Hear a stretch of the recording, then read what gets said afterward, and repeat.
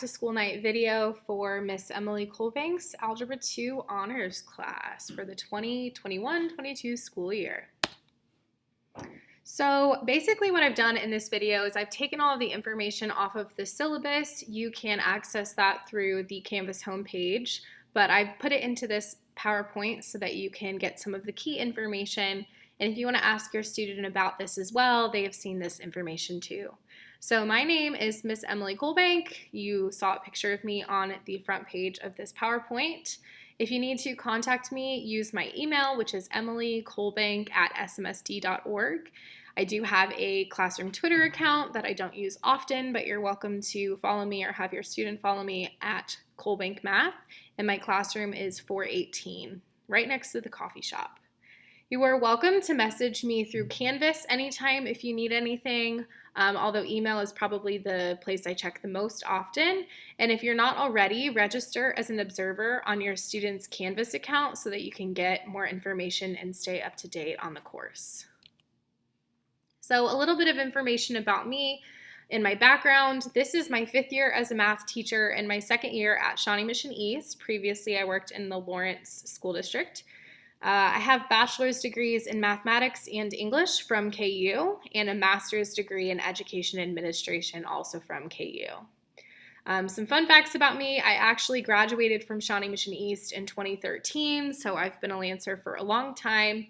My favorite hobbies are camping and DIY home projects, and I rescued a miniature poodle named Jerry and a cat named Fiona, so that's what I do in my free time.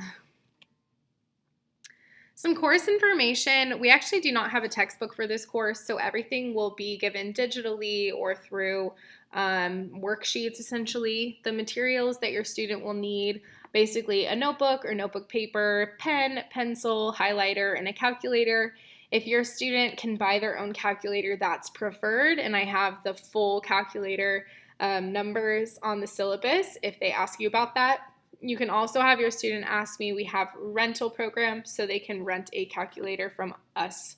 They just need to get a form filled out and return it to me. So inquire. You can inquire or have your student inquire about a calculator if buying one is not an option. Grading for this class is based 85% off assessments. In Canvas, that is the test category. And then 15% of the grade is off assignments, so that is called classwork in Canvas. Once those grades have been put in, your student takes a final every semester, which is also worth 18% of the grade, and that is cumulative. So first semester's final will be over all of first semester. Second semester's final will be all over second semester. Homework in this class is assigned weekly, and it's due every Monday at midnight for the previous week. I put those due dates in Canvas.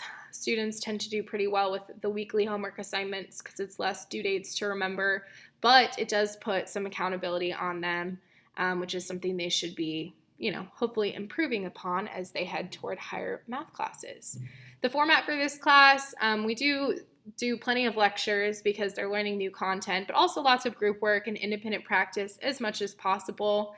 For the content, we are focusing on the priority standards, but we are trying to make this course more rigorous, as the last 2 years of math have been, maybe unpredictable. So we are going to be pushing these students, but students tend to do really well in here and enjoy the class. As I said about lectures, students just take notes on notebook paper, so as long as they have access to notebook paper, that should be the main thing they need for this course. I do have extra notebook paper in my room as well. So these are my rules and expectations. Students aren't allowed to say negative statements about their mathematical abilities. So really it's just a mindset thing. I feel like I can get through problems with most students and help them, but if they just come in with that negative mindset, then that is kind of the biggest thing in our way. I would also say too, please avoid trying to saying to your student things like, oh, well, I wasn't good at math. So, just because, again, it's a mindset thing. Nobody's like genetically bad at math. But you got to put in the work and effort to be successful. And so keeping a positive mindset is the best support you can give me toward your child. This must be a supportive class classroom, so you have to be a supportive classmate and are expected to show respect and care for every individual. Again, these are directly off the syllabus, so they're directed toward your student, but bullying is not tolerated in here. It's impossible to learn tricky concepts while you feel uncomfortable, and so that's something that I really, really emphasize, being supportive classmates. Take pride in your mathematical abilities and work.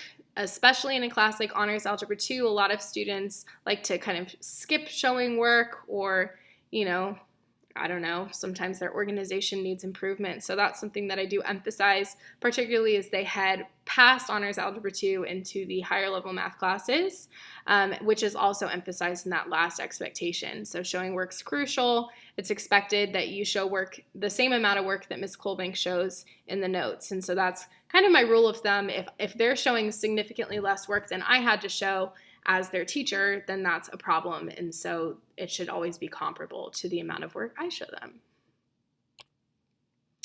A typical day in here, we always have a question of the day. So that's just a general information question that everybody answers. It's a good way for us to get to know each other.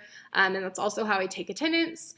I will go over any homework questions if students have them. We then typically go into a lesson, whatever we are learning that day, followed by an activity if there is time. And then I always give homework time at the end of the hour. I say always, I try to always give homework time at the end of the hour, just because, to be honest, practicing at an individual level, the math that we're doing in this class is super, super important. And so if students have questions, then they can ask me during that time and I can give them extra support. And that's about it. So thanks. Let me know if you have any questions. You can contact me at emilycolebank@smsd.org. And I'm very excited to be working with your students this year.